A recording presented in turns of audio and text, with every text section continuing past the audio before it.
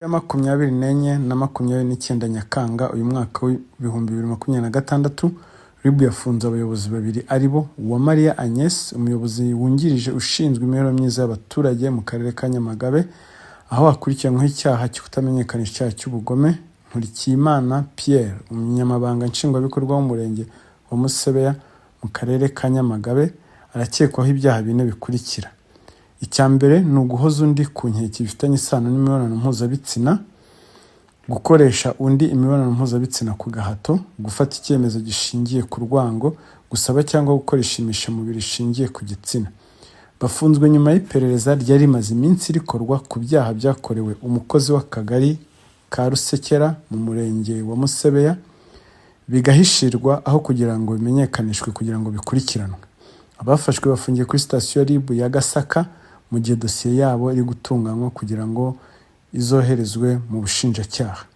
Ibyaha bakurikiranyweho bihanishwa ibihano bitandukanye, aho icyaha gito gihanishwa igihano cy'igifungo kuva ku mezi 6, naho igihano kinini kirimo n'imyaka 15 y'igifungo.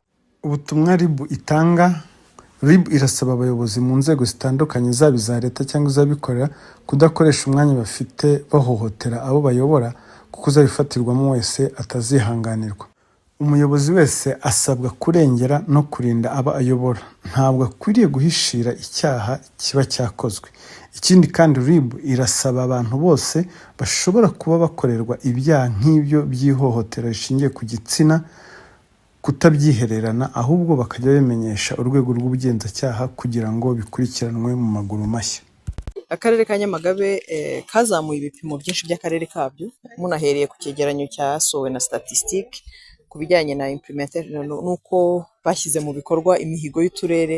Babonye ko bitwaye neza, bavuye ku myanya y'inyuma ndetse harimo n'ubwo babaye uwa mbere, ndetse n'iyi mihigo bari mu 10 ba mbere.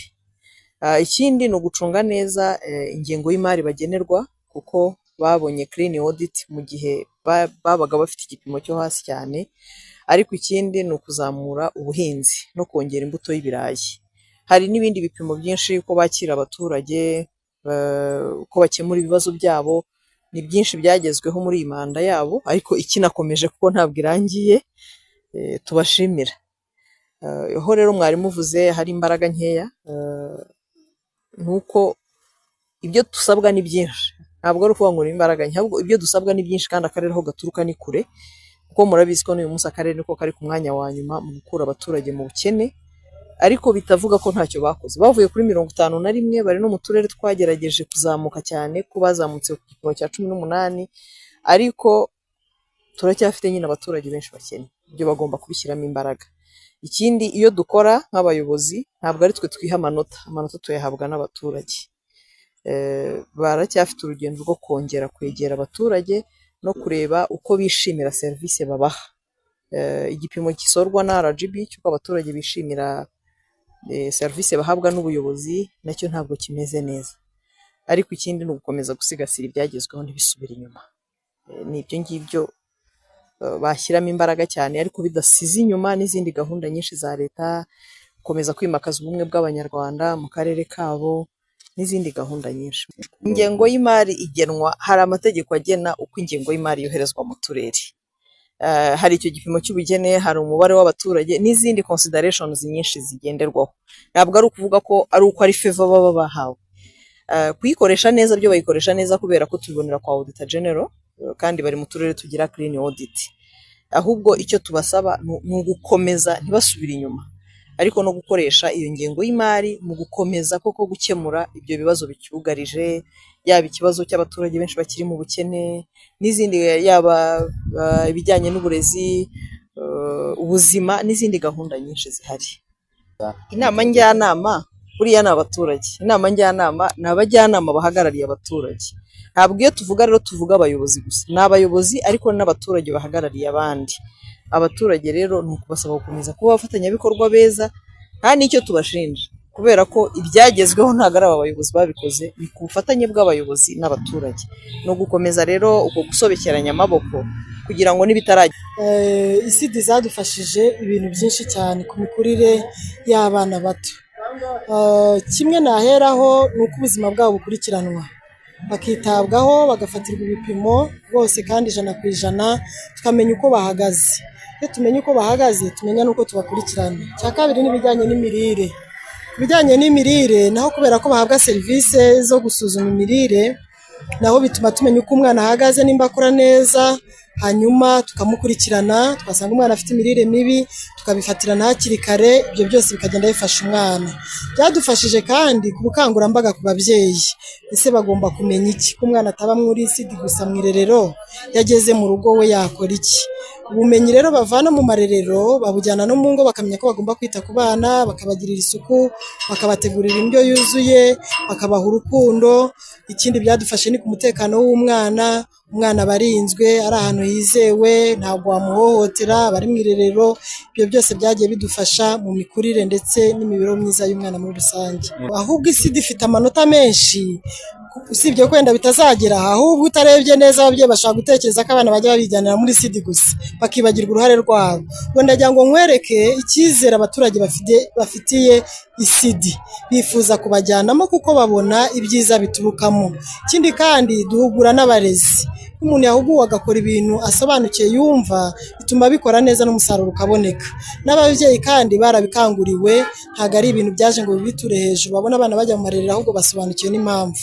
Ko mu cyegeranyo duherutse DHS herutse, turi kuri 29.4, twari tuvuye kuri 36 gutyo, wareba kuva za 20 usanga twari kuri 51 kuzamura, byagiye bigabanuka ku buryo bufatika.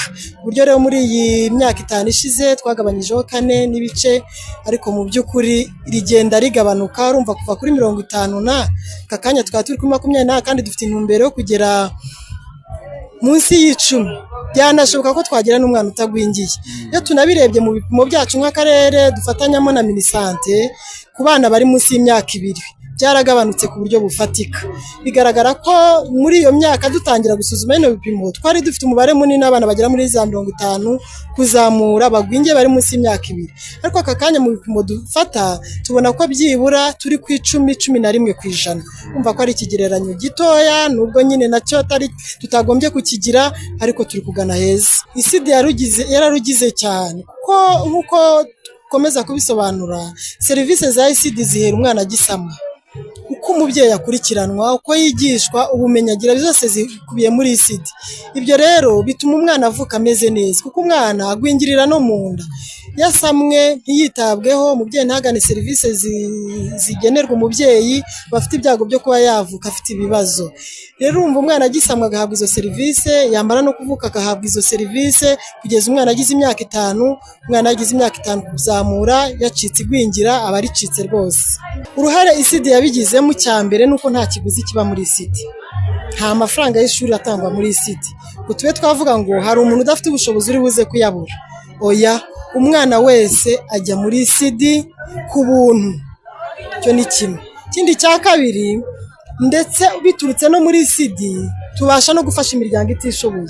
Hari amakuru dushobora kumenya biturutse ku mwana uri mu irerero, kuko yahawe za serivisi zo kumusuzuma. Iyo tubonye ko umwana afite imikurire mibi, niyo tumurebesha amaso hamwe nyine n'abandi bayobozi n'abadufasha kurera bari abana, tubasha no gukemura ibibazo biri mu miryango binyuze ku buzima tubonye ku mwana. Hari aho byabaye, nibuka neza urugero, nibuka mu Gatare kuri centre de santé yo mu Gatare, ni centre de santé y'abihaye Imana, ariko bafashije imiryango y'abana bari bafite imirire mibi, barabaremera, babaha akazi, babafasha gutanga mituwele, ubuzima bw'iyo miryango burazamuka. Ibyo rero tubyitaho. Ikindi isidi yafashije n'abo babyeyi, iyo babonye aho basiga abo bana kandi hizewe, ajya gushaka imibereho atekanye, ajya kureba ikizamura umuryango atekanye. Ikindi, wenda umubyeyi ufite ubushobozi byarashobokaga ko yari gufata umwana akamusiga mu rugo, agashaka n'umurezi akanamuhemba, ariko urumva bibaye igisubizo kuri wa mubyeyi kubera ko abonye hasiga umwana. N'ugiye kubibara mu mafaranga, nabyo ni amafaranga. Ibyo rero byagiye bifasha imiryango ikennye, kuko nayo ibasha gukora akazi kabo itekanye kandi bafite aho basize umwana hizewe. Uyu ni umwiherero dukora buri mwaka kugira ngo inama njyanama yongere isuzume ibyo yari yariyemeje, ireba aho bigeze, ibyagenze neza, imbogamizi, kugira ngo twongere dufate ingamba zo kugira ngo ibitaragenze neza tubinoze. ariko kandi n'ibyagenze neza tubyigireho tubisigasire. Icy'umwiherero uri budufashe, murabona yuko inama njyanama imaze imyaka 4, ubu turi mu mwaka wa 5, hari ibyo twari twariyemeje. Icyo rero biri budufashe ni ukureba ngo ese ni iki twagezeho. Abaturage b'akarere ka Nyamagabe twabagejeje kuki, twabafashije kugera kuki, ese ni hehe ho gushyira imbaraga, ese ni ibihe bikorwa bindi twaha isumbwe mu myaka ikurikira.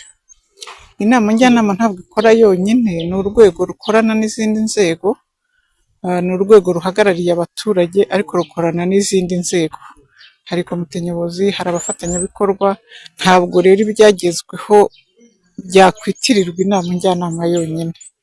Ariko mu bikorwa byose biba mu karere bisaba ingengo y'imari. Ingengo y'imari itorwa n'inama njyanama.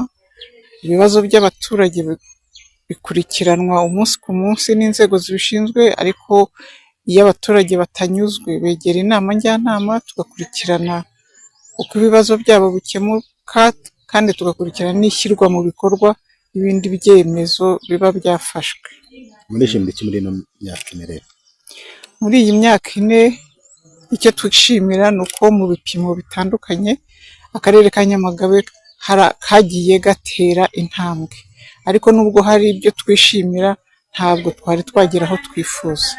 Niyo mpamvu tugomba kwicara tukareba ingamba tugomba gufata kugira ngo n'ibikiri inyuma.